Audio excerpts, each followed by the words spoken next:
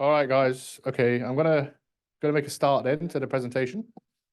Thanks for coming. I know it's a very inconvenient time, 5 o'clock on a Wednesday afternoon. Probably the last thing you want to be doing is listening to me again. Uh, so the title of this paper, by the way, it's a joint effort between myself, Miss Munna, and also a former student of ours, Miss Sofia. So it's a three-person effort, and it genuinely is everybody pulled their weight. So in terms of this question, this paper, it's detecting seasonal variations in terrorist-related violence, and the case study that we're going to be using is the Indian-administered case of Jammu and Kashmir. And the time period that we're looking at is between 1988 to 2018. So it's a 30 years time span, and we'll talk about why we chose these specific years as we go on.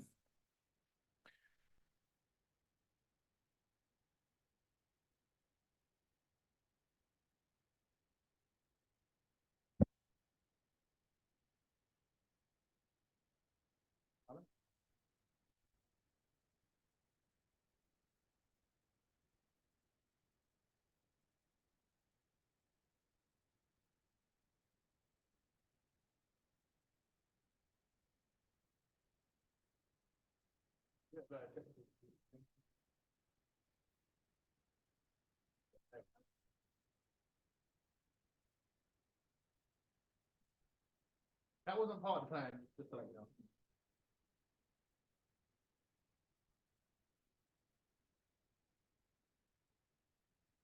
Oh, yes, you moved it. Okay, so I'll just give you the signal every time I want to move it. Okay, perfect. All right, so Hala is going to be the person that moves it left and right, although it's only going to be going right, unless I make a mistake, then I'll have to go back again. So this is a map of India at the time of Britain's formal control over it. So after the Indian Mutiny, this is when India, the troops tried to rebel against the East India Company. Then the British Raj eventually set up their formal rule over the subcontinent, replacing the Mughal outgoing ruling regime. Does anyone know, based on this map, where Kashmir is? Can they point it out? Let's go to you, Aisha.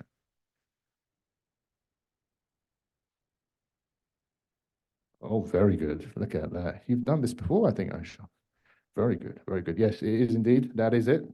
Hala, if you can just do the honors, please. Thank you. So what are we going to be talking about today? So I know in the original version of this paper, we were talking about using the term Kashmir conflict, but I just thought it's a bit too generic, not specific enough. When we hear the term Kashmir conflict, what usually comes to mind is the two warring subcontinental powers, Pakistan and India, disputing over this territory. But actually, China has a lesser known role in this as well. And so we're going to be talking about the role of China as well within the Kashmir conflict. Now, the dispute itself over this territory, which Aisha pointed out on that map, actually has its origins in the partition of India in 1947. So when India became independent from Britain, it also suffered the partition of its country as well, and thereby leading to the birth of Pakistan. And the origins of this conflict are stemmed back from that period. The focus of this paper, however, is not looking at the international dimension, but rather the domestic dimension to this, and that is the terrorist insurgency that the Indian-administered portion of Jammu and Kashmir state has been suffering since the late 1980s till the present day.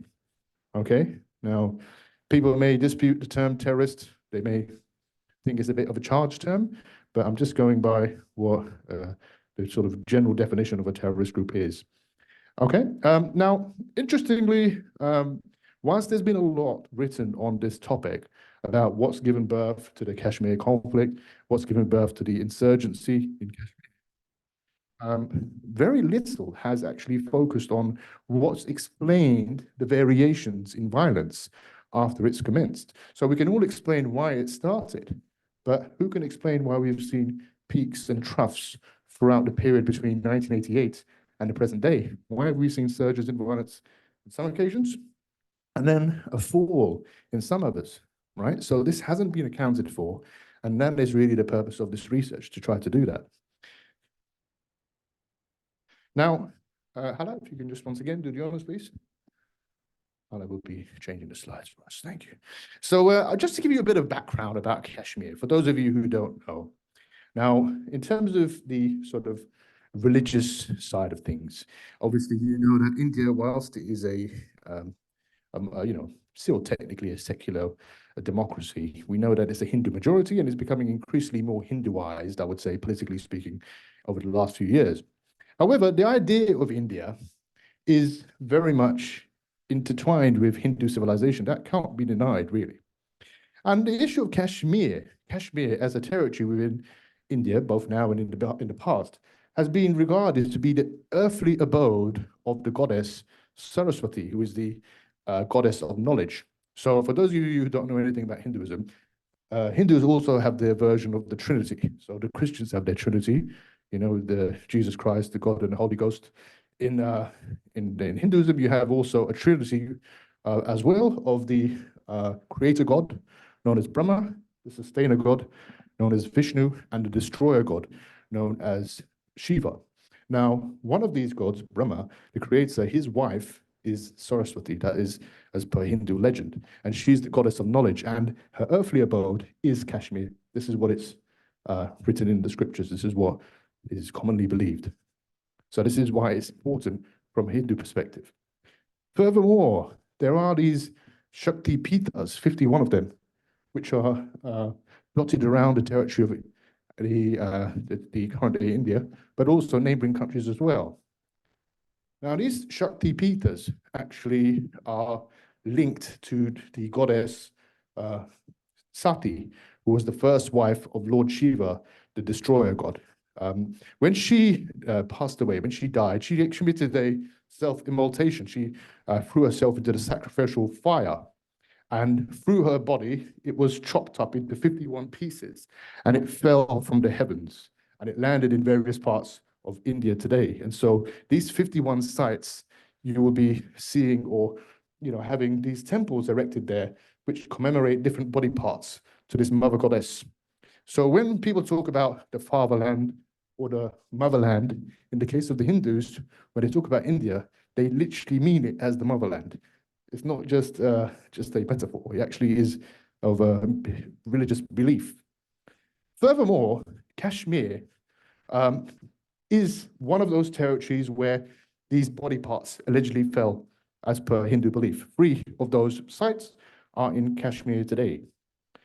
And furthermore, the Kashmir Valley has been a part of the 2 great pre-colonial empires of India. And I say pre-colonial, before the arrival of the British, you had 2 major empires in its history.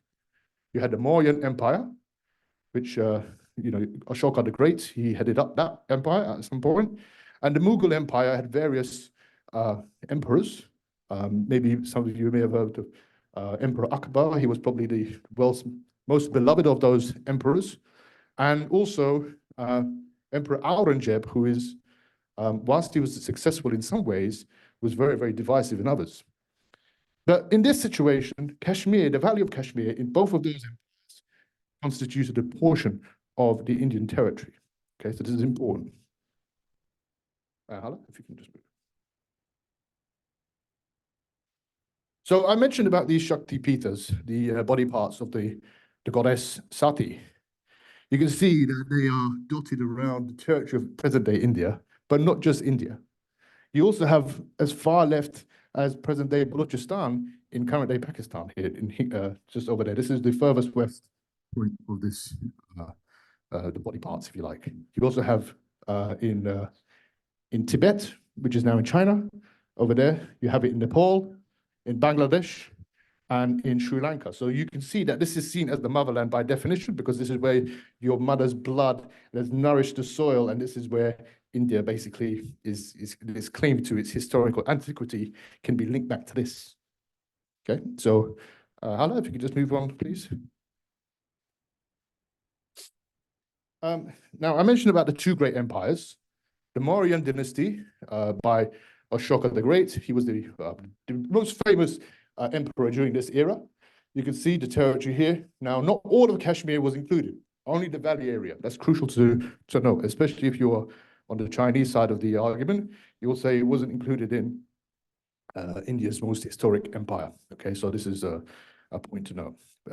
Most of India was included, including Pakistan and even Afghanistan as well. Hala, if you could just move it on, please. Hala. No, next slide, please. Thank you. No, just you went too far. Just go one back. No, you went. You got to go back again, please. Go back. Yeah, and one more again, please. Okay, so this was the Mughal Empire, and under Aurangzeb, this was the final emperor of the Mughal Empire. Really, they had a number of rulers after him, but he was really the final emperor, and this was the maximum extent of the Mughal Empire. You can see it constituted here the whole of Kashmir and much more beyond.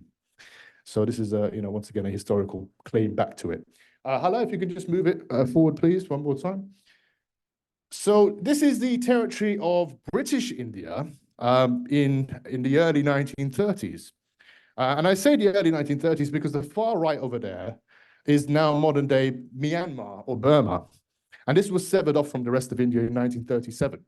And in truth, no real Indian has ever considered Burma to be a part of India. They've never seen it as civilizationally linked. This was just for the purposes of British administration that it was part of British India, but actually culturally was very, very distinct. And so its severing off was not controversial in the slightest.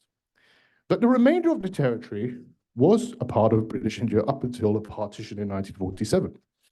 And if you can see here, there are two colors here principally.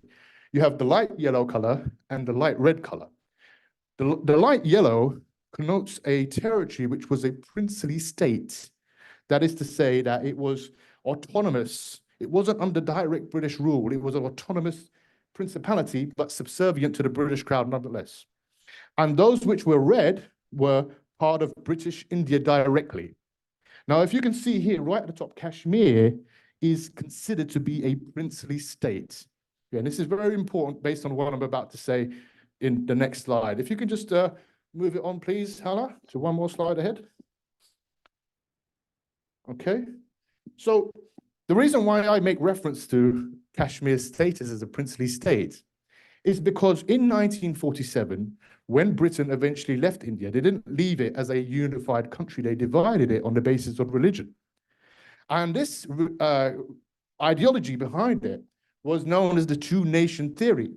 The idea that Muslims in India constitute a different nation from the Hindus, despite the fact that they have their ancestry in India, just like the Hindus do.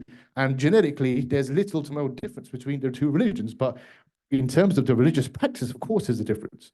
And so based on your religious outlook, this, according to some, defines your nationhood. This is a very controversial claim, both now and in the past.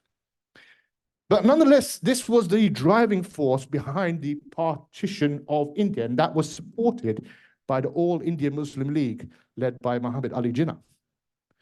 And this ultimately was the basis for the division. Even the Indian National Congress, which was predominantly supported by the Hindu majority, they even agreed with it in the end, but they didn't agree with the principle of it.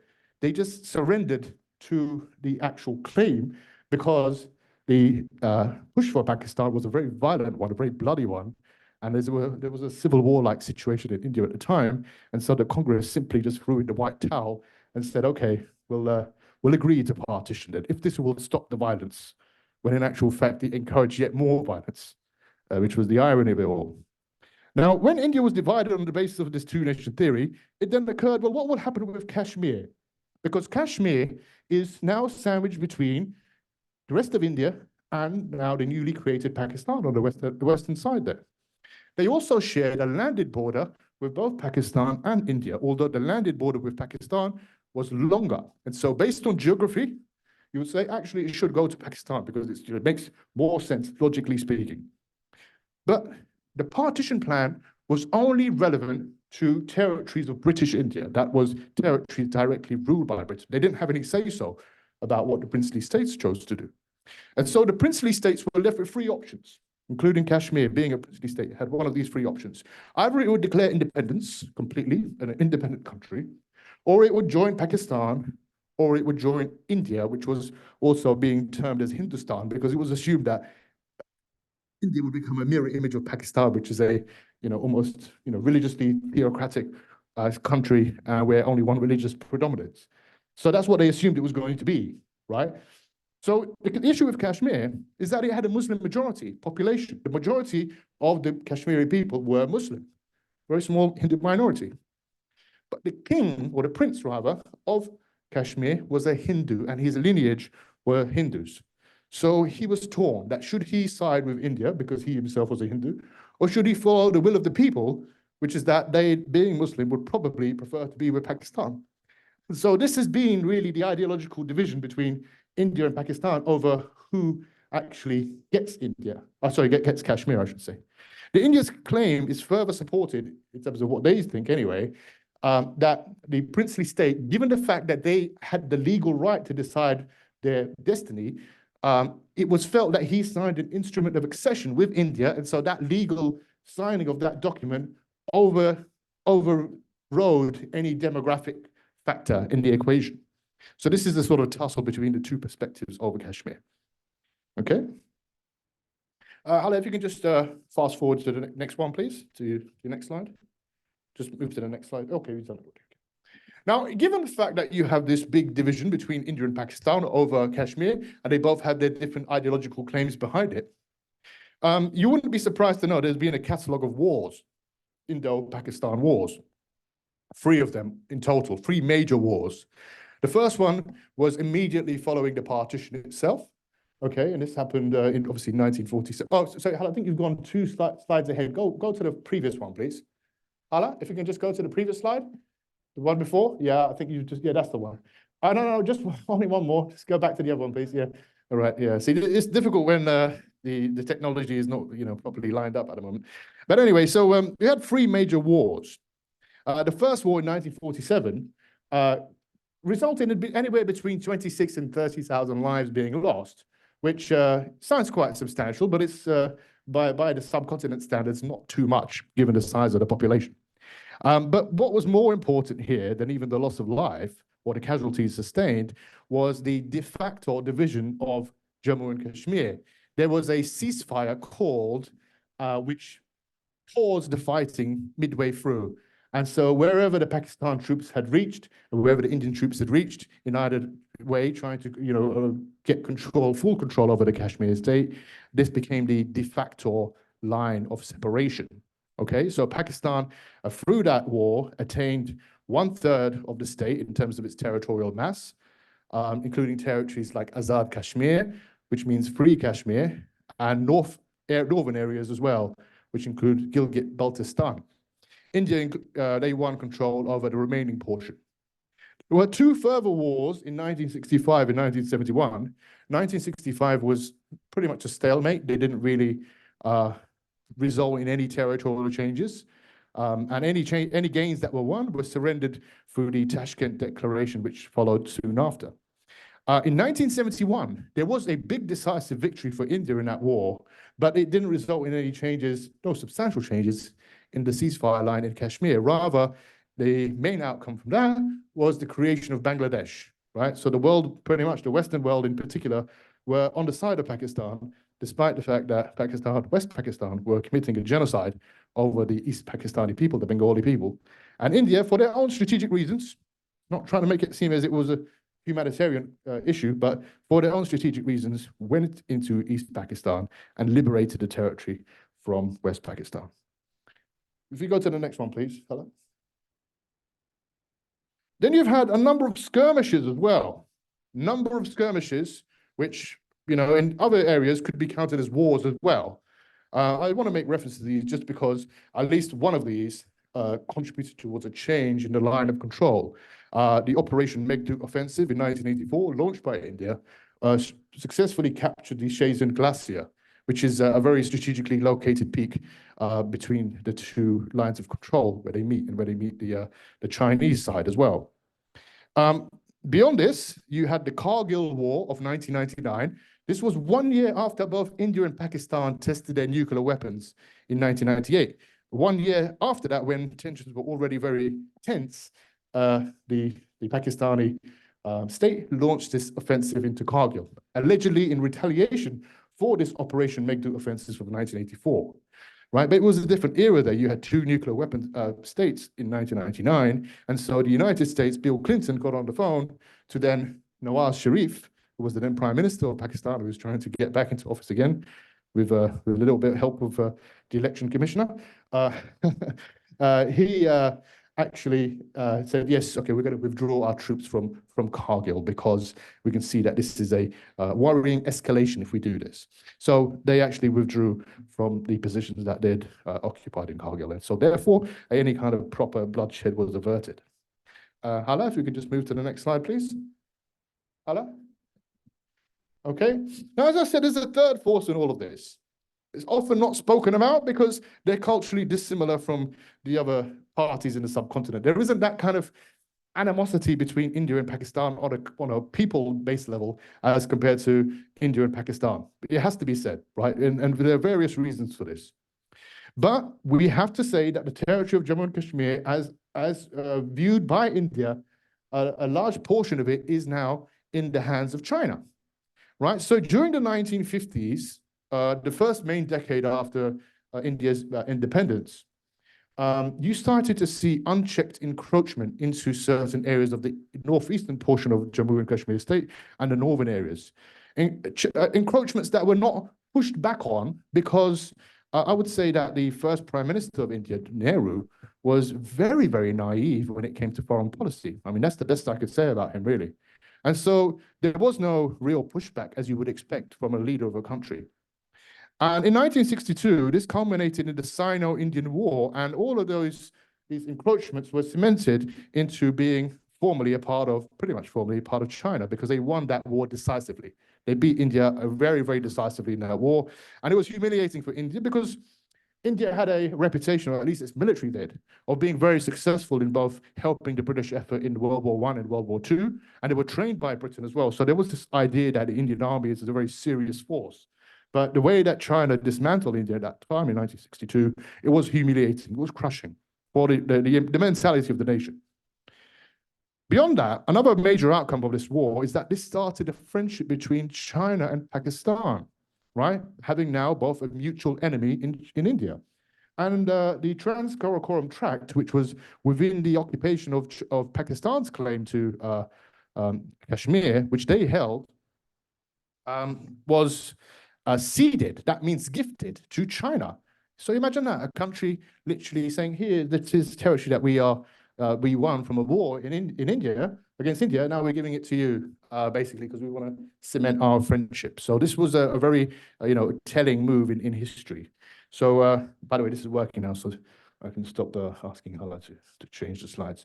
So this is the sort of geography now of Jammu and Kashmir. You can see it's completely messy, really, really messy. It's not good to explain. And, but I'm going to tell you anyway. So the dark green areas, or the darker green areas over there, these are held by Pakistan, the northern areas at the top right there. Let me just use my laser pen. Let's try not to blind anyone. Let's go here, northern areas here. Azad Kashmir, this is all within Pakistan's claim. India does claim it, I have to say, but I don't think anyone seriously living in Azad Kashmir considers himself as Indian. Really, I have friends from this part, and they will never ever consider themselves to be Indian. So the Indian may claim this, but the fact is the people living there don't see themselves as Indian. That's something I can say for sure. Aksai Chin over here, this is the area which allegedly had been encroached in by the Chinese during the 1950s and until the 1962 war, as well as this portion over here. This red area here, the red diagonal area, was ceded by Pakistan to China in 1963. This is the Trans-Karakoram Tract that I'm referring to. And this portion here was what India won in 1984 for the Operation Meghdoot offensive. This is what they won, this whole entire glacier. You can see it makes a little bridge, or it cuts a wedge between Chinese-held Kashmir and Pakistan-held Kashmir. This is why it's very, very important for India to maintain that. So this is the geography right now, based on where we are. Okay, now that may seem as quite boring, talking about maps and showing you maps like this. You're thinking, okay, I'm here for a history lesson. Well, yes, I'm doing this because I want to set you some context behind why this issue was erupted in the first place. It's not as easy as you may think. It's very, very complicated. So we are concerned in this research with the insurgency, okay? And I've chosen my words very carefully. I've called it a terrorist insurgency. I've called it a violent insurgency, okay? Because that's what I think it is, and I think it meets that criteria. Right? That's not, to convey my opinion on the matter. It's just what I think it is. And the reason why it's more important as well, beyond that, is thousands of people have died since the commencement of this insurgency, both civilians, military officers, police officers, and others as well, who have been killed, even including statesmen as well, and politicians. Okay, well, not anyone's really crying for the death of a politician, but let's be honest. They're the least of the pecking order normally. But anyway, so that's off the record, just to joke, just to let you know. I'm only joking before anybody. Yeah. Oh, okay, good. All right, thanks. Okay, so yeah, anyway, so this is the issue that we have here. So a lot of people have died. However, and I'm going to say this as well, that it's not all because of the so-called militants or terrorists. The Indian army and the Indian state has done a lot of terrible things. They've done human rights abuses against the Kashmiri Muslims predominantly, and they have to take a big lion's share of the blame as well. So that's just a caveat there for you. Now, in terms of the violence, how it's been explained in the literature, right? Given that we're trying to make a contribution to the literature, we should know what it actually says right now. What are the main explanations for why the Kashmir insurgency started and why it's going on till this point? Firstly, is the fact that when you have a disputed status over any territory, right? Look what's going on, for example, in the Israel-Palestine situation. This is a disputed sort of claims to the same territory, right? Whenever you have a dispute and it's unsure who controls what and who has the legal and ideological right to what, this creates uncertainty among the people living there in that population. Okay, and so that uncertainty gives people the belief that actually they can sway the outcome because things are not settled yet. It's like, when a clay pot, when it's not fully formed yet, you can still mold it, you can still shape it while it's still not fully baked. It's the same sort of idea here. And that, of course, is problematic for those who would rather things just settle down. That's the first explanation. The second one here is the refusal of India to have a plebiscite, that is to say, a referendum on the Kashmiri independence issue. This was something that India promised the Kashmiri people, Nehru promised, but he didn't deliver on the promise. So people now, especially on the Pakistan side and Kashmiri separatists, will say, why don't you honor that promise and have that referendum? You're not going to do it because we're going to vote for independence. And so that's why you're not offering it anymore. Okay, that's the second main reason or explanation. Thirdly is the geographical aloofness of Kashmir from the rest of India, that it's detached geographically. It's very difficult to get to. At least it was in the past. There wasn't that many main roads connecting Kashmir with the rest of India. There wasn't even a proper train line connecting the capital of Kashmir with the rest of India, right? That's currently being built right now, but the infrastructural connection is very, very weak. And so when you have that geographical detachment, you have this enclave mentality that forms and a mentality which is separate from the rest of India because they're not mingling with other Indians for the most part. So they consider themselves separate for that reason. Fourthly is the non-Hindu majority demographics. Interestingly, there have been 3 major separatist movements in India since 1947. Kashmir is one. Punjab, which I normally focus on, is another one. And the Nagaland one in northeast India is another one. These are 3 states which are of a non-Hindu majority. Kashmir is majority Muslim, Punjab is majority Sikh, and Nagaland is majority Christian. So wherever the majority is not the same as the national majority, what have we seen? We've seen people not seeing themselves as being part of India. They want to go separately because of their religious difference. Okay, so this is another explanation as well. Fifthly, as well, was the rigging that took place in 1987 of the elections, the state elections, the provincial elections. The Indian National Congress at that time definitely helped rig that election. And of course, that sparked a lot of violence, a lot of anger among Kashmiris who felt that they couldn't get their voice heard through the democratic ballot box because they didn't like the candidates that they were selecting. So that naturally sparked a surge in the violence, which triggered it off. That's another explanation. The other one is the state terrorism. In my terrorism class, I sometimes even ask whether there is such a thing as state terrorism, because is terrorism just performed by non-state actors, or can a state actor also perform it? And assuming that a state actor can perform it, well, there's a claim to be said that maybe the Indian military in particular have performed excesses in Kashmir, which have then in turn led to some level of revulsion and pushback, okay, which has been in the form of terrorism as well. And seventh is the cross-border terrorism of Pakistan. Pakistan, I don't think it's any secret, that the military in Pakistan is in control. Like, this is a very often expressed statement, and maybe I'm paraphrasing it wrong, but they say that most states have a military, but in the case of Pakistan, it's the military that's got the state. Okay, so that's very, very true in Pakistan. I don't think anybody can really deny that, and that's why what if you're following Pakistan politics right now, and even as an independent observer, I would say that it looks like the Imran Khan got the majority of the people's backing there. I mean, every Pakistani minicab driver or taxi driver here, they all love him, and yet somehow they got the same two families, the Bhutto family and the Zardari family now. Sorry, the Sharif family forming this coalition. Why? Because they have the blessing of the army. That's why.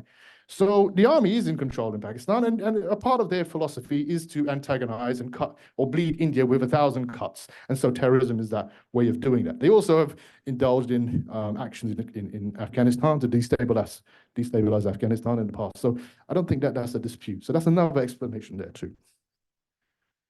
Now, I'm going to now pass it over, because I've done a lot of speaking. I'm going to pass it over to my colleague, Sofia, and she is about to speak about that other explanation for understanding the violence that we've seen in Kashmir and the insurgency beyond what the literature says. Okay.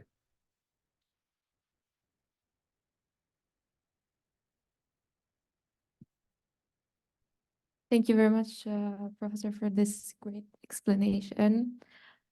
So there's a large body of literature on seasonal variation in terms of violence, and it comes from various disciplines such as psychology, philosophy, and criminology, anthropology, economics, and many more. So these literatures propose and establish a relationship between the weather or the climate condition on the one hand, and also the human aggression on the other hand. So in general, most of these literatures, they use the theory of temperature aggression. And this theory argue that the higher the temperature is, the more likely or the higher the level of violence will be, which in turn it's become an observable act of violence.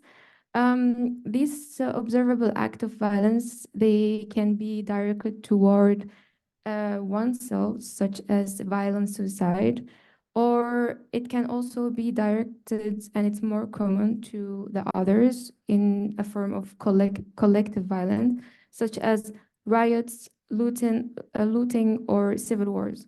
So most of these studies, they revealed that violence is not a random phenomenon, and that is predicted to peak in the summer and to bottom out in the winter month.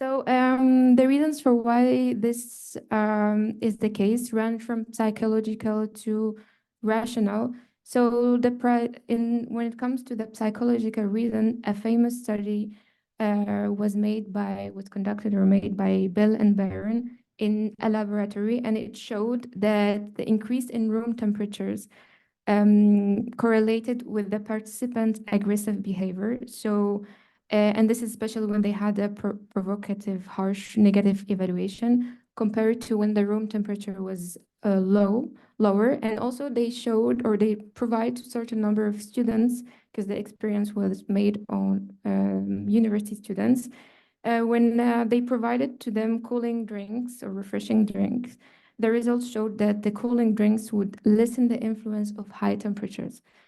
And as for the rational reason, especially to explain the collective acts of violence, and this is mostly cited in the most cited theory in the literature of criminology, and or also it's called the routine activity theory, and the routine activity theory of violence, and it explained that warmer temperatures, especially in temperate climates, where people are not physically or mentally used to prolong higher temperature, this leads to behavioral changes in the population's behavior, because the family and the childrens, they will be on vacations, they will be more likely to go outside, or there will be the increase. It showed that during vacations or higher temperatures, they were increased in their alcohol consumption.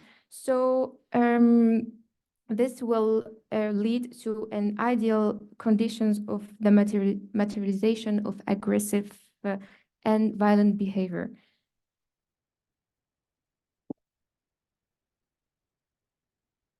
And could temperature and the temperature aggressive theory still hold a degree of explanatory value? So for that, to have an answer for that, we did not only look at the literature, but I did interviewed several professors, activists, and specialists. And one of them, when was asked, the activist Sayed Ghulam Nabi Fai, when I asked him if the cold winter weather in Kashmir would make people less likely to mobilize or to protest against the Indian army, then he said that weather is absolutely not a problem. And I will read his citation. He exactly said, no, no, not at all. The only thing which is going to not allow the people of Kashmir to come to the streets is not the weather, it's the Indian army. It's the Indian army which is not going to bring the people of Kashmir to the streets, not the weather. The weather is absolutely not a problem. So here we can see his claim that the weather have nothing to do with the protests or the Kashmir people seeking for freedom. And another one was Imtiaz Khan, and he said that also he agreed with the other interviewer, and then he said that people started peaceful protests even in the coldest month of winter in Kashmir, which is in January, and also in December. And throughout the history of Kashmir, most of people were protesting and seeking for freedom. And here he said that that's not true. People have started the peaceful movement from the month of January, the coldest month of the year, and the motivation for freedom, the romance to get independence, to see independence in Kashmir does not prevent them from coming out in cold weather. In history, we have a lot of moments for Kashmir freedom in the month of December and January. I do not think that it is the true. However, more interestingly, there is the Professor Zafar Khan from the Jammu and Kashmir Liberation Front. He have a more considerate tone, and he admitted that there is a potential for climatic factors to have a role to play in the mobilization. And he said that I mean that it stops people from coming to the streets on a given day, so it can stop people to come in the streets because of the cold weather in a given day. So climate, here we can see that he argued that climate has a role here, but that does not mean that it ends the resistance, the struggle, or the people's ongoing resistance. Resistance is not built on maybe 3 months of cold weather here, but it's built on decades, and it goes on. It will go on until people realize the right to freedom. Thank you very much. And now I will let the floor to Professor Shyamal.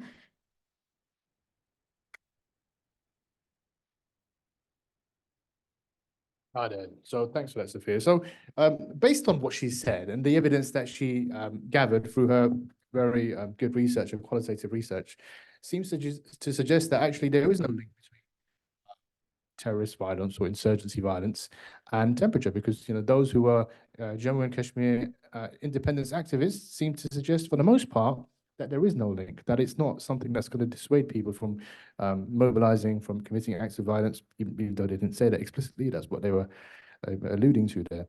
However, we are not in the business of just focusing on qualitative methods. We are also looking at the statistical evidence behind this to see, well, actually, what does the data say Because it's all well and good getting anecdotal information from some interviewees. That doesn't mean that what they say is necessarily true.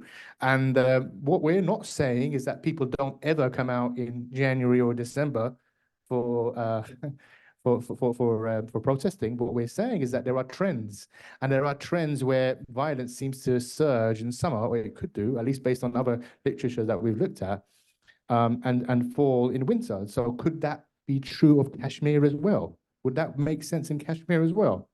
So we actually have formed two hypotheses here. The first one here is that high temperatures increase the frequency of terrorist-related incidents in Indian-held Jammu and Kashmir, that there are more incidents happening as a result of the temperature increasing. That's one hypothesis, number one. Hypothesis number two is that high temperatures increase the level, which mean when I say level, I'm talking about the number of casualties, right? So for example, you could say 9/11 was one incident, but the casualties was nearly 3,000. Okay, so the level, we're talking about casualties. The level of terrorist-related casualties in Indian-held Jammu and Kashmir. So we're looking at both of these things, trying to establish, is there a link back to temperature? So I'm going to hand it over now to my other colleague, Muna, who is going to be talking about the methods used to help answer these hypotheses.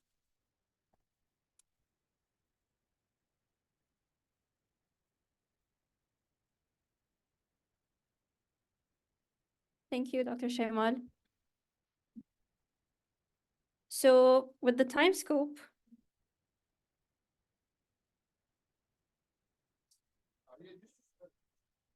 yeah.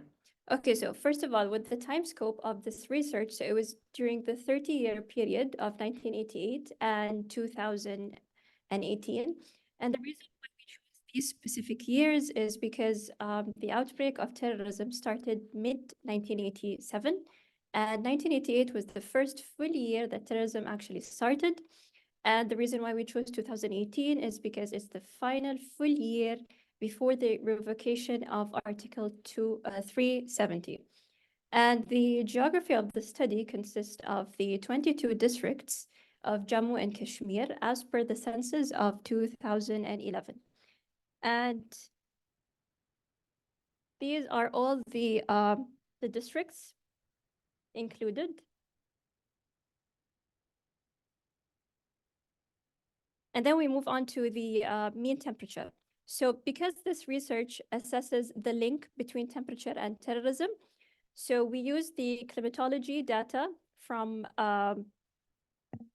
Jammu and Kashmir's capital city, Srinagar, to measure the mean temperature, the maximum mean temperature and the minimum mean temperature on a daily basis of each month in the period of 1981 and 2010. So also, the data that was used for this research on violent incidents and casualties was used from the Global Terrorism Database, which was maintained by the National Consortium for the Study of Terrorism and Responses to Terrorism, University of Maryland. And the data will be presented in two ways, one which shows the frequency of terrorism and the other which demonstrates the level of terrorism. So now we move on to Dr. Shyamal.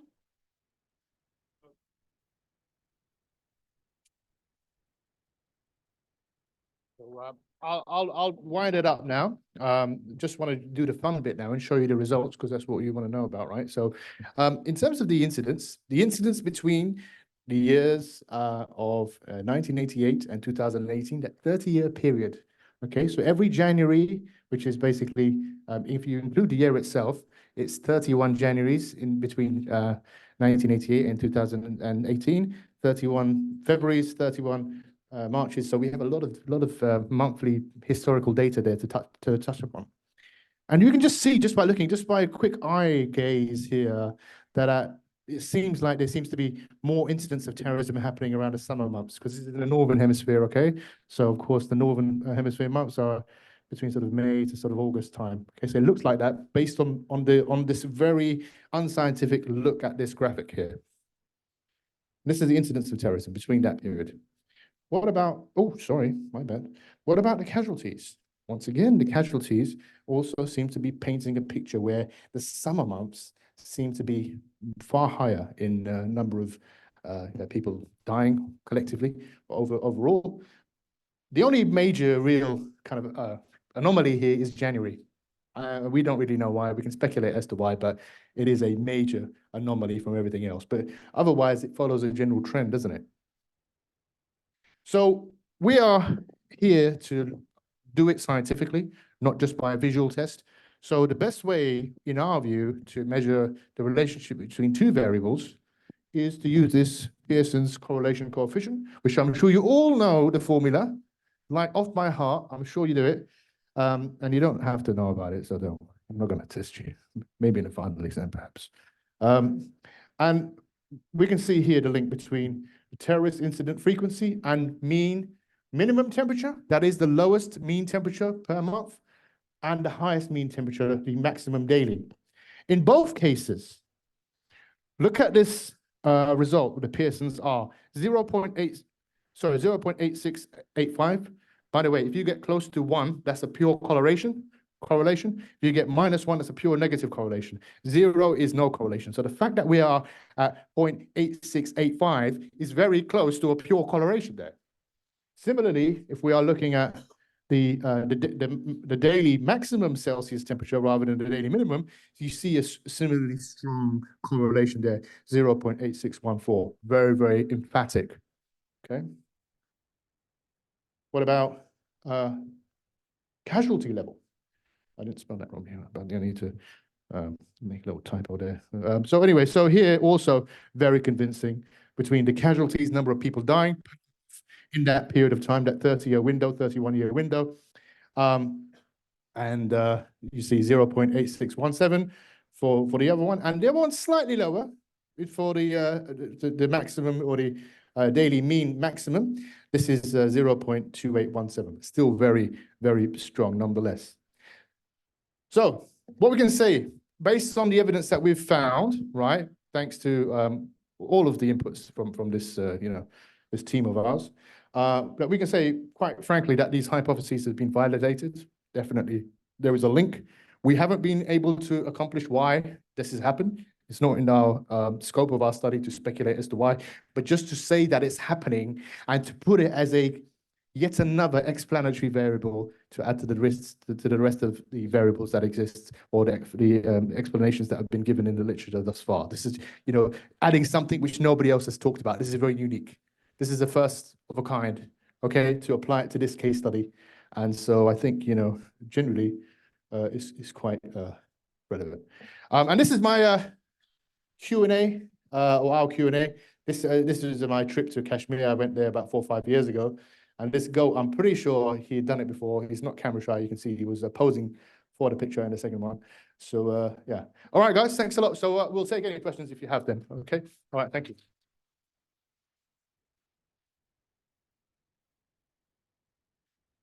So we'll stand here. Yes, you have a question at the back. Yes. Go ahead. Thank you.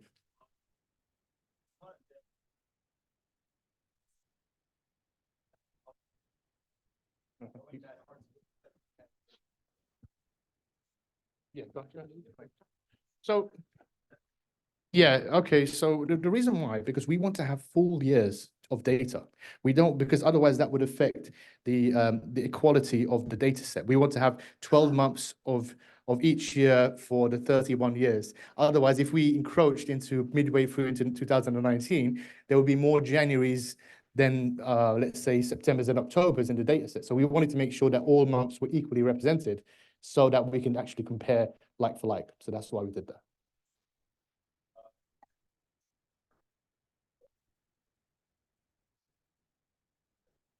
So, I mean, what this literature is saying, it's not saying that it's caused the outbreak of terrorism. It's saying it's explained the variations in violence through time.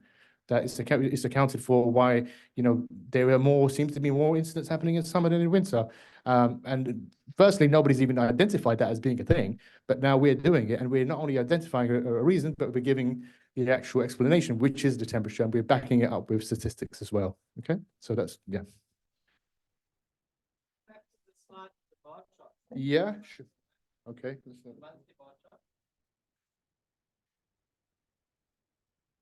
Okay, so we had two. Yeah, so we got this one. First one, yeah. It just strikes me another interesting variable that you could look at other than temperature. That's also rainfall and Yeah, that is true.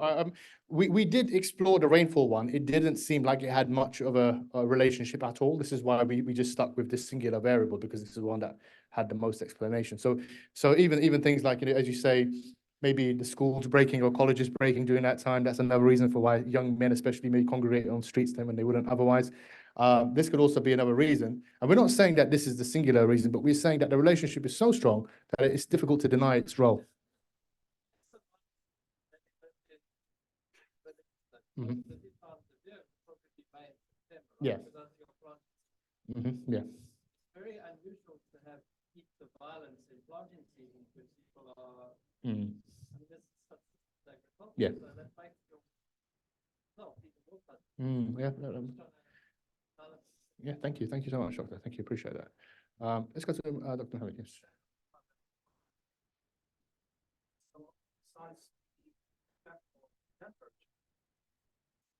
Generally, they have some genes, right? Size temperature, they might be another factor too. Yeah, for sure. The involvement of third parties. Yeah. Intelligence services. Yes. Motivation. Yes.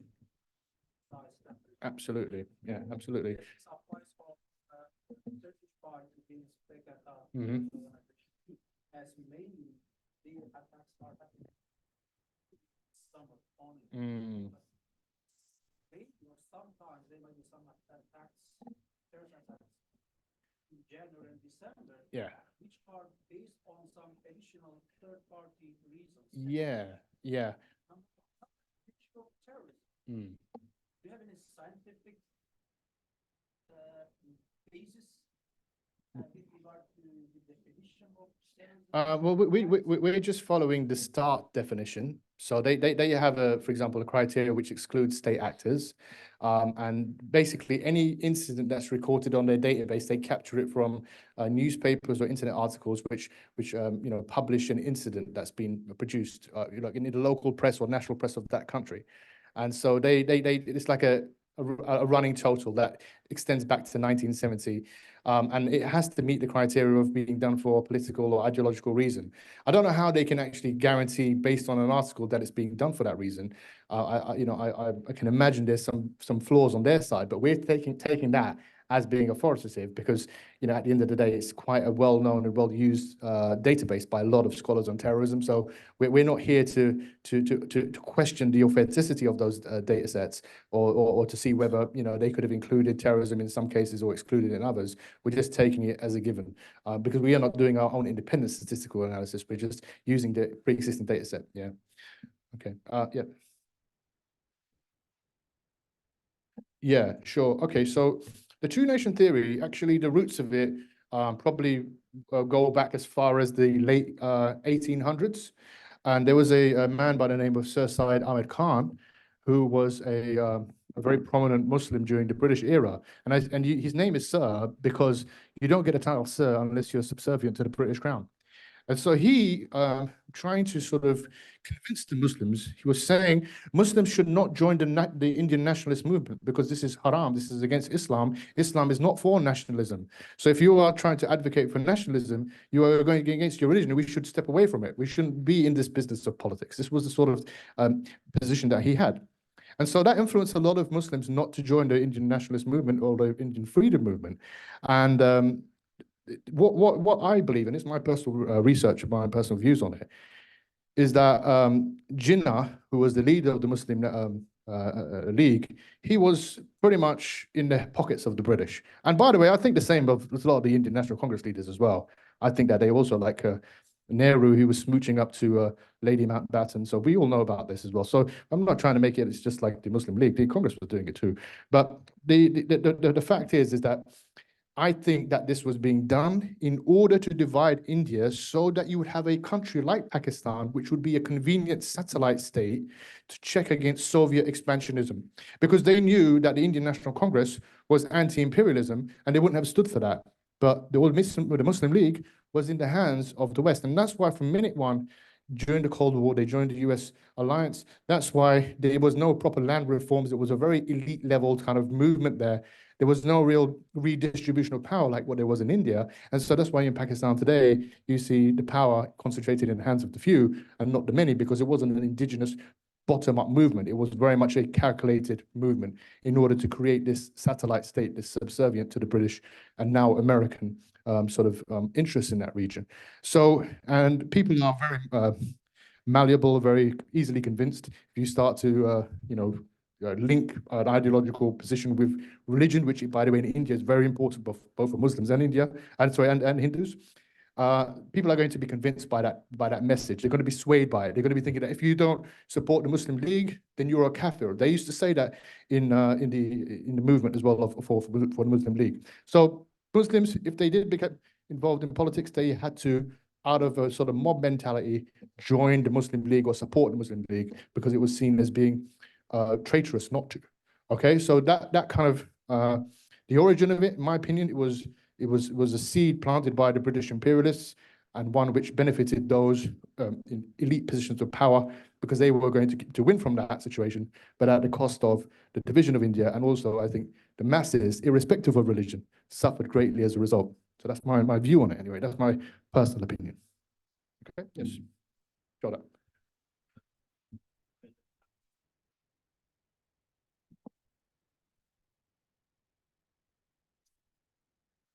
No, both. So the insurgency obviously is linked to the idea of violence. When we use the term insurgency, we are assuming that there is a violent component behind us, right? So when we are talking about an insurgency, we're not just talking about a political movement for a state. We're talking about violent militant methods in order to realize that goal. So when we point, for example, 1987 or 1988 as the birth of this insurgency, we are saying that because the violence started at that time. The movement for Kashmir independence and the view of Kashmir independence predated that, long predated that, but the actualization into a militant terrorist type of movement happened at that period of time. That's why we make the link. That's why we say insurgency and the violent terrorist movement is one and the same thing. There's no distinction there. And of course, the state played a big role. And as I said, the Indian state has made massive mistakes, both in creating the movement itself through the state rigging of the Kashmiri state elections, but also in the way that the Indian army has behaved as well, which has, of course, added fuel to the fire, and it's made people angry there, as you would expect. So that's also added to it. So they've definitely played a role as well in our view anyway. Ibrahim, yes.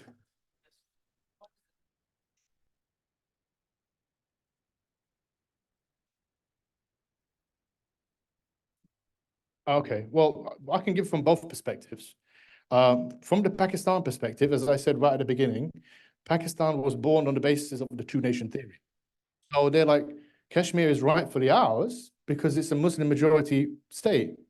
But as I said, princely states, they had a choice of going independent or joining whichever union they wanted. So that formula didn't really, kind of transpire in the Kashmir case. So they feel that they were, deprived of a territory that should have been rightfully theirs. Secondly, the headworks of the Indus Valley rivers that run into Pakistan start off in Kashmir, many of them. So if you are like seeking to create a drought in Pakistan, you can just build a dam in the top of the headworks, stop the water from running into Pakistan, and pretty much, make the country, destitute. So India have got that power to do that because of the fact that they control these headworks in the Indian portion of Kashmir. So they realize the strategic importance of Kashmir as well. Also, as well, if you are, having an antagonistic relationship with your neighbor, you want to become as big and strong as possible, and that means having more territory, more resources. And India is, of course, much bigger in size, so naturally for them, having that extra territory is also important as well.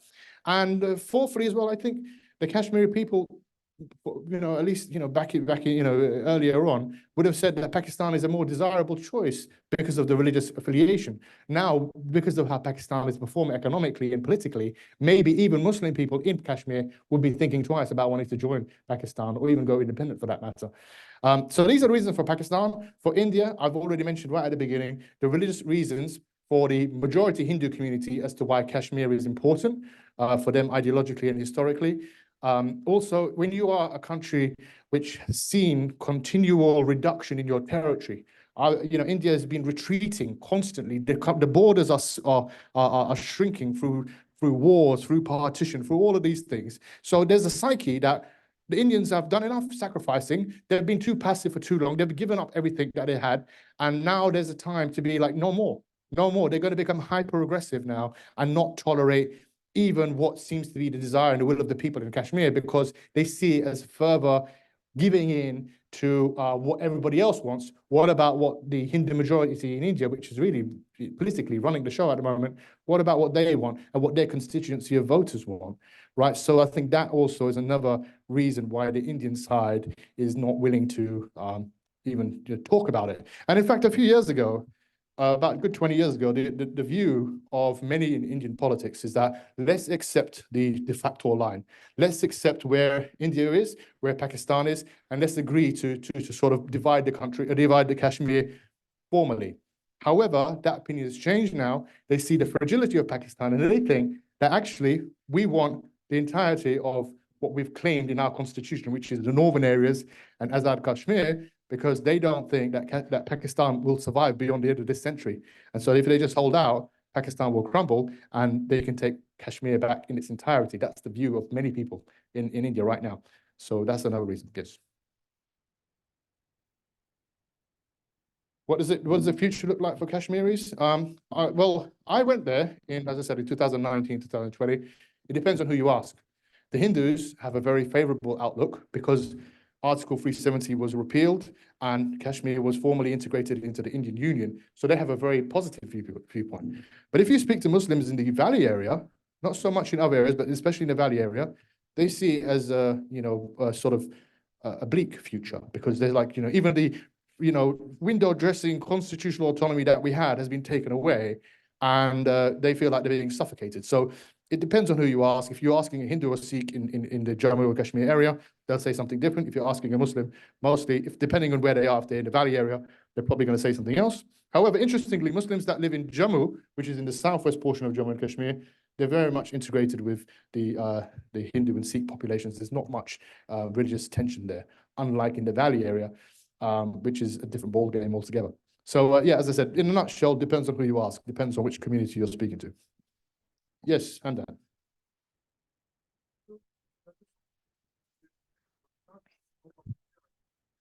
Well, in fact, not much has changed. This is the irony. Like since 1947, not much has actually changed on the ground. Pakistan still claims the Jammu and Kashmir state as its own. India claims it as its own, and the only real modification to the line of control was, as I said, in 1984 when India launched that offensive, the Operation Meghdoot. This is when they secured the Shays and Glacier. Other than that, other than what India's lost to China, through the Sino-Indian War in 1962, and as I say, the encroachments before that. Other than that, there's no real change in what India and Pakistan, believe in and what they consider to be theirs, and the ground positions haven't altered either. So it's just as you were, and unfortunately, because of how the last 70, 80 years have gone, you kind of think that maybe that's a prediction into the future, which is yet again a non-settlement, non-compromise, because it's just and I think also still to add to that, Hamdan, a lot of people are benefiting from this, right? Because if you look at the military expenditure in both India and Pakistan, who benefits from that? The people in the military, obviously benefit hugely, and it's an industry as well, right? And it's also a political vote winner as well, to be harsh on Pakistan, or for Pakistan to be harsh on India. It's a really good vote winner, even though votes aren't necessarily counted accurately in Pakistan these days, but you get the point here. But in India, definitely there is that kind of jingoism, that nationalist, chest pumping, where they kind of think that playing hardball with Pakistan is a good thing to do, just to cement the votes back home. So I think that's another reason too. Abdurrahman, yes.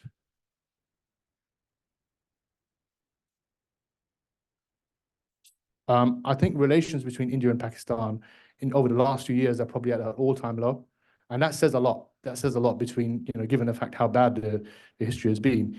I think the sort of diplomatic channels, at least officially, are pretty much non-existent. There could be obviously talks behind the scenes that we don't know about, but for the most part, it's really, really bad. It's almost like they've just, when you reach a point where you just there's no point of no return. You've had too many attempts at trying to normalize relations, trying to build bridges until something happens, another terrorist attack, another issue that crops up.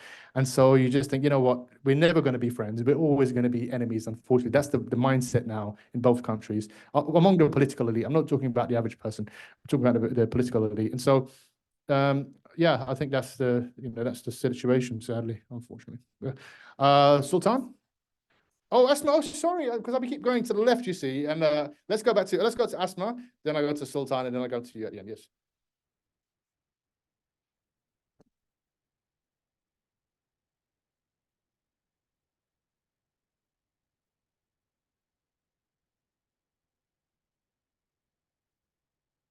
Yeah. So, I mean, I'm going to be completely honest with you.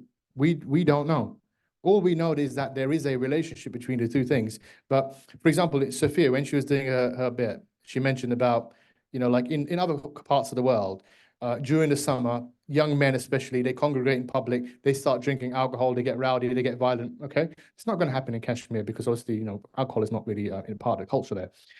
So there are other reasons for why, but we haven't gone into why, because our whole purpose so far is to establish the authenticity of this claim that there actually exists a relationship. Maybe that could be a second paper that we work on to understand the why. All we're doing now is establishing the link, which till now was never been spoken about in the literature, never been identified. We're identifying something unique. That in itself is our contribution. And then, as I said, maybe we can explain it at some point in some way in a second paper. Yes, Mohammed. Sorry? Oh yeah, the blackouts. Yeah. Oh, see, once again, going back to who you're speaking to. Like as I said, I was there at the back end of 2019, right? And there were blackouts just before that because of the revocation of Article 370. And so this adds fuel to the fire to say, look at how India has become. It's become a despotic regime. They're blacking out the internet, in Kashmir, not in other parts of India. So obviously it's like a colonizer mentality that we're treating, the people in Kashmir with a different law from the rest of the country. This kind of, supports the claim that, Kashmir should be independent sort of thing. But even those who are affected by the internet blockage, which were the Hindu and Sikh minority there, they were supportive of it because they see the government centralization of power as benefiting them, because they think that if the Kashmiri people get more autonomy or even independence, that they're done for, that there is no future for them. So their claim to remain in their ancestral homelands is linked to India being more and more centralizing, including domineering in the manner that they are in some cases, as you say, having these internet blackouts and stuff. So, as I said, once again, going back to the community division, it depends on the community you're speaking to as to the views on that. Sultan, Sultan, Chi, and then, sorry, your name at the front? Okay, all right, so let's go to Sultan first. Go on.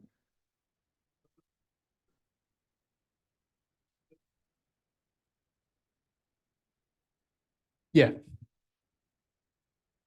Okay.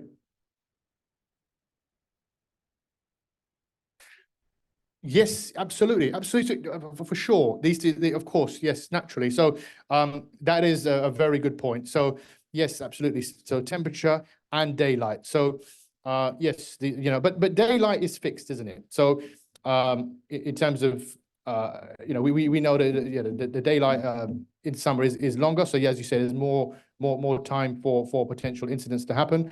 I guess the reason why we focus on temperature is because it feels like, if you are using that model of temperature aggression, that the hotter you are, the more aggravated you become. We just wanted to focus in on that as well. But that's actually a very good suggestion. Maybe we can use both things, including the daylight hours. But either way, it wouldn't change the situation, would it? Because we can still say safely that the summer months have more daylight and the summer months have more terrorist incidents. So we'll still see the same patterns no matter what, even if we focus on that instead of the temperature.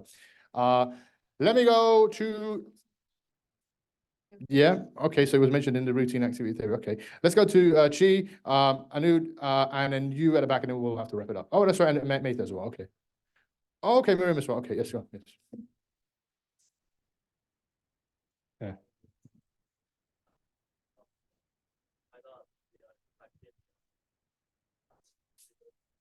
Oh, okay. So can you repeat the question about the Sinai War? Uh-huh. Yeah, see, in a strange kind of way, and I pointed to the maps at the beginning there. I think if Indians are honest, right, based on the Mauryan Empire's geography, and also even now Arunachal Pradesh in the northeast, India probably has got quite weak claims historically to those. Actually, the claims probably strengthened during the era of British rule, but didn't really precede that point. But the point is, as I said, it's not so much about what the relationship is between India and China. It's the mentality in India that they don't want to lose any more territory because they lost too much already. So whether or not China has got a credible claim to annexation or to what India calls Arunachal Pradesh is neither here nor there. It's an act of surrender to give yet more territory away. And I think also Indians, they feel that China betrayed them because there was this whole idea of this Hindi Chini Bye Bye, which means Indian Chinese brotherhood under the era of Nehru. Nehru was making an outreach to China, saying we have a common civilization in Buddhism, and that we have a link there. And they felt betrayed by the 1962 war. And furthermore, they felt that since China has become a very strong ally of Pakistan, that whatever the people's view of Chinese is, by the way, in India, I don't think there's any real disdain of Chinese people or animosity towards them. But on a political level, on a strategic level, I think, there is that kind of feeling that, China is the mother of the Pakistan nuclear weapon. China is supporting Pakistan, strategically, and they are, by definition, as a result of that, they will continue to remain in India's bad books.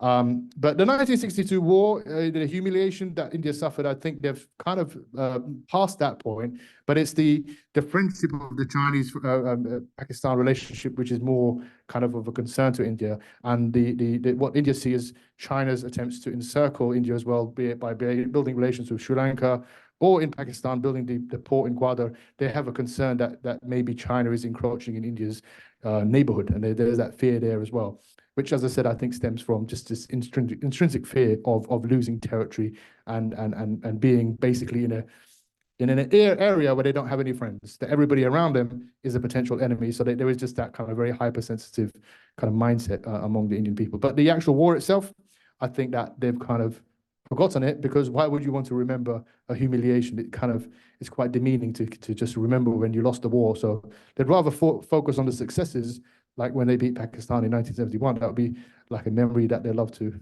recall and share in their history textbooks, rather than one where they lost. So yeah, okay. Let's go to you over there at the front. Yes.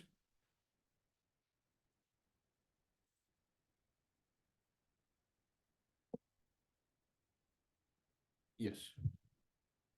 Mhm.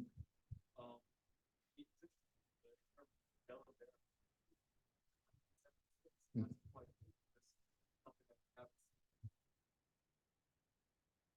Well, I mean, the reason why we use that as a reference is because it was quite a seminal work at the time, right? So this is why we use that. I think the idea of using temperature aggression to explain a lot of phenomena around the world, be it criminology or anything else, is quite a well-trodden path, but not so much in relation to terrorism. Because, as a lot of the interview quotes indicated, if you're genuinely risking your life and maybe, supporting an ideological cause, then temperature shouldn't be something that dissuades you from going out in the streets or doing any form of violence. It should be the last thing that you're concerned with. So the assumption is that how can it have anything to do with terrorism? It's too big a deal to be, sort of swayed by temperature. So the actual idea of extending even such work of Bell and Barron and others to the literature on terrorism at all is very, very sort of new. And to do it in the case of Kashmir is incredibly unique. There's no other paper out there that's done this. This is literally the first groundbreaking, paper. I'm trying to sell it. I'm trying to sell it to the editors of many journals, but they don't share my passion for the subject, unfortunately. Let me go to you at the back. Yes, yes. Uh-huh. Yes. Uh-huh. Mm-hmm. Uh-huh. Oh, okay. Mm. Yeah. Yeah. Yeah, I think that's a fair point, absolutely. I think, what the issue is really, is that when it comes to that, we're not going to know based on the data that we have from the global terrorism database when these incidents took place. We know the date, yes, but we don't know what the time. They don't give us the time. They don't go to that level of detail. So we wouldn't even know, for example, if there is, as you say, more incidents happening at night, which actually makes sense, doesn't it? Like if you're planning to do something and get away with it, you come out at night. But if you want to be proud about it and you want to, you don't mind martyring yourself or being shot by the police or being captured, then the daytime would be, I guess, a more appropriate time. But yes, that's a very good point that you've made there. Whereabouts in Kashmir is your family from? If you don't mind me asking. Uh-huh. Okay. Uh-huh. Okay. Oh, very good. Okay. Nice. Very nice. Okay. Thank you for that. Uh-huh. Yeah. Yeah. Yeah. Yeah. Right. Interesting. Wow. Okay. And when was the last time you went back? Yeah. Okay. Okay. Right. Oh, okay. Interesting. So all of this is, really great stuff in terms of your primary experience of it, and whereas we're just, looking at it from afar. So I hope that what we said is accurate. Yeah. Good. Good. Okay. Well, thank you for that. Yes.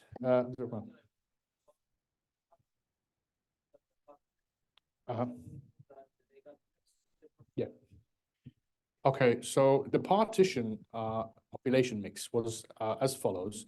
Generally speaking, the Hindus left Pakistan and the Sikhs left Pakistan, and many Muslims went to Pakistan. But the majority of Muslims in India remained behind, whereas almost every single Hindu and Sikh, especially in West Pakistan, left. So to give you an idea about the numbers, West Pakistan, which is present-day Pakistan, had a non-Muslim population of 22 or 23% in 1941, the census before partition. In 1951, that population went down to about 1.5 to 2%. That's a big drop. Even if you account for the influx of what they call Muhajirs, Muslims from India coming into the newly found Pakistan, even then that's a massive demographic shift. In the case of the Muslims in India, the population in India was 9% of Muslims in 1951 after the partition. Now it's about 16% or so, I think. We haven't seen the 2021 census religious figures yet for some reason. I don't know why it's 2024 now. We still haven't seen it. But it's been, if we're going by the 2011 census as a percentage, we're looking at a big percentage increase. And in real number as well, the population went from 30 million Muslims in partitioned India to now people are saying maybe around 210 million. So yes, ethnic and religious movement happened, but we can't say it's been on parity. The truth is that, on the West Pakistan side, not so much on Bangladesh side now, but this West Pakistan side, there was a whole scale wiping out of the minority. This is just how it is. This is the honest fact. In the case of India, yes, many Muslims left. Some were forced out. Some left by choice because they saw Pakistan as a promised land for them that they helped create. But the majority remained behind, including those who, by the way, supported the Muslim League. And this has been another issue which has created communal tension in India today, is that many Hindus, especially on the right wing, those RSS members, maybe people in the BJP, they see, well, the Muslims in 1947, they supported the creation of Pakistan, but yet they chose to stay. So there's this, feeling that there's this, divided loyalties that are they really patriotic Indians? Sorry.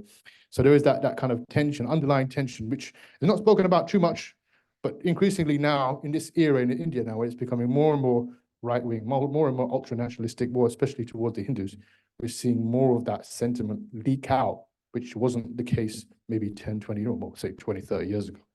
But it's definitely happening more and more now, which I think is a concern, because that may well create the conditions for yet another mass communal set of onslaught between the two communities. So, yeah, okay. Yes, Aisha. Sorry? The US. Oh, the good old US. Let's not forget about the US. Well, look, I'm not here to bash the US on everything. I know it's a very popular thing to do. Let's blame America for everything. Right? Let's blame the global north for everything. Let's be honest about it. They've had a positive role and a negative role. Okay, so in my view, the US is and its private sort of military, what do you call it, arms producers. The biggest arms producers in the world are stationed in America. Okay, that's for a fact. America also believes in the philosophy of balance of power and realpolitik and containment. This is all part of their philosophy.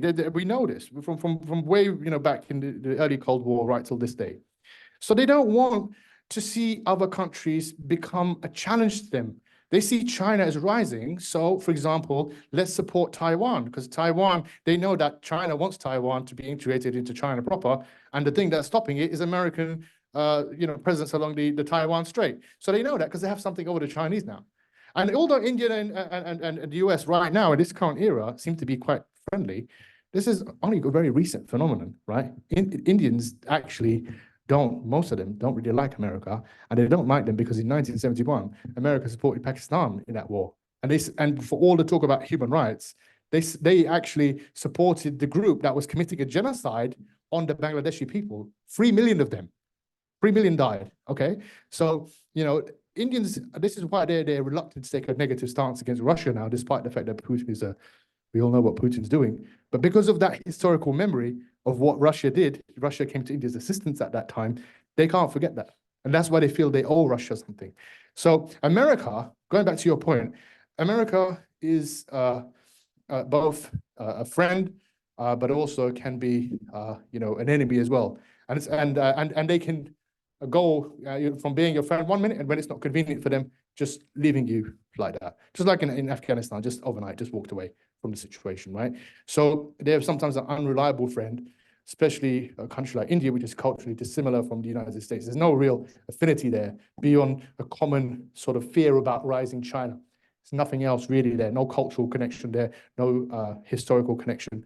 So I think America at the moment, they are happy for things to continue as they are, which is that India is slowly rising. They are becoming a challenge to China, in at least militarily, not economically, not even close economically, but militarily they are. And they don't want India to become too out of hand. So it's good that Pakistan is there, and Pakistan is something that can always contain India through the military threat that they have, through the nuclear weapons that they have, through the ability to initiate cross-border terrorism and stuff like that. So America know that they have these kind of cards that they can play if needed. But at the same time, America, had it not been for them, India probably would be suffering a lot more terrorism, cross-border terrorism right now. They put pressure on Pakistan not to do it because, America can just throw a few US dollars their way and suddenly you see the terrorism calm down. So India hasn't got that leverage over Pakistan, but the US do. And so using the US in that way can be helpful. So in a nutshell, India benefit hugely from the US, but they also have suffered historically. And also one other positive point of the US, India has got a very bad sort of trade deficit. They import everything. They hardly export anything. There's only a few countries that actually buy Indian goods. I think the UAE is one, by the way, which does it on a big way, and America. America's trying to help India's trade or budget deficit because it keeps on importing, never exporting. So in that sense, America is helping India out, and nobody should be under any illusion about that. So there is that. So both mixed review on that. Okay. Yes.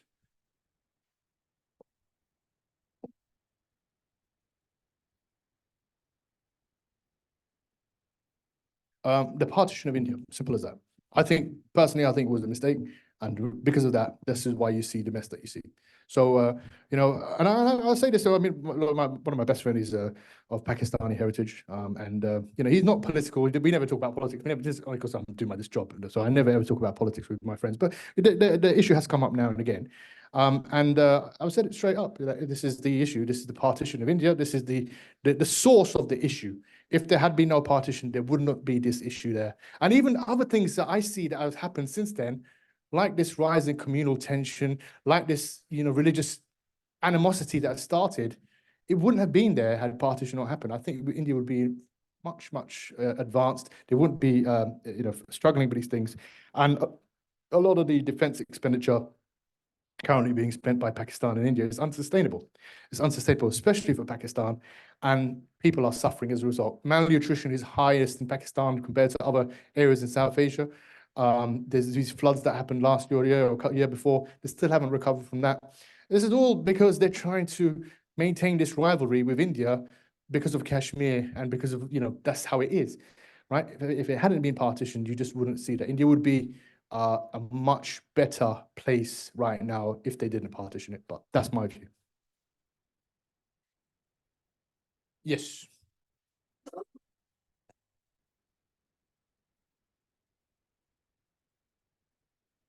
Okay, so in terms of the conflict, this impacted a lot of people. Okay, in this study, we're focusing on this sort of terrorist incident, the insurgency. So in that sense, you would say, well, it's the troops, the military people who are the targets very often, or those who engage in the political process, they're the targets.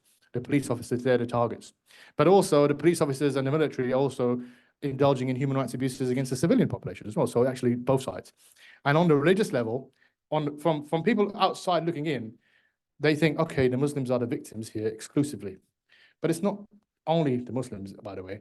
Even the Hindu population has been subject to an ethnic cleansing that happened in 1990, the Kashmiri Pandits. You know about it, obviously you're from Srinagar, so you would know that they were expelled from Srinagar. This is their homeland as well, just like it is for the Muslims. They've been there for since, almost time immemorial, but not quite, but, they've been there for a long time. And they were expelled as well because of the fact that they were Hindu. Not because they were supportive of India, but just because they fell into the wrong religion. So what I'm saying is that everybody suffered, irrespective of religion, Muslim, Hindu, Sikh, in this conflict. And, this is just the situation. This is unfortunately the situation and the byproduct of, as I said, going back to partition, this big blunder.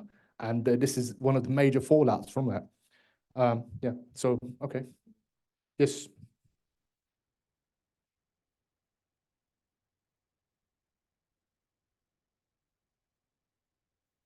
Mm-hmm. Mm-hmm.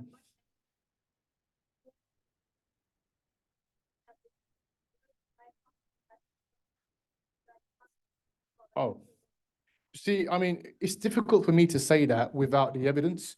Just like I wouldn't be able to get away with saying this had we not produced the evidence to back it up. So all I can speak and all we can speak of is the case study that we looked at. It may well be that, but we haven't done the research in order to confirm that. So, it's up for other people to look into this, but I can only speak on an individual case-based level, but there's no reason, logically speaking, to consider that it wouldn't be an issue.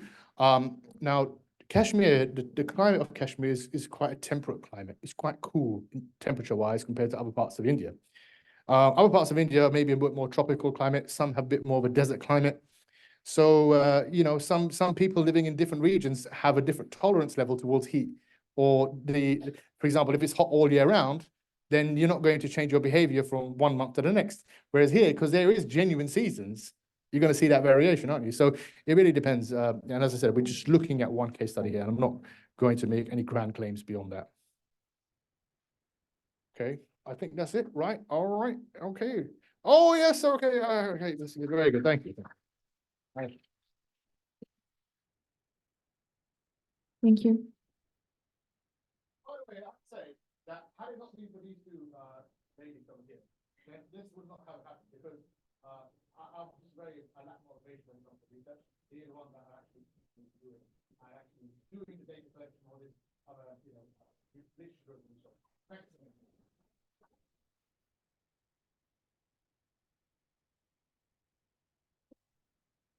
And by the way, let me just make a note on. This is why you came here, isn't it? Really, you want to get those bonuses. Let me just see who made those questions. You're bribing people. I was bribing them, yes. I was trying to do that. But it's good. They didn't give me softball questions. Some of them were quite difficult, So yeah. So let me see. So Chi gave me one here. Okay. Abdul Rahman. And then I've got some students who are no longer my students. Mohammed did, yes. Very good. Sultan, yes. Oh, yes. is outstripping you now, Sultan. You have to Oh, step it up.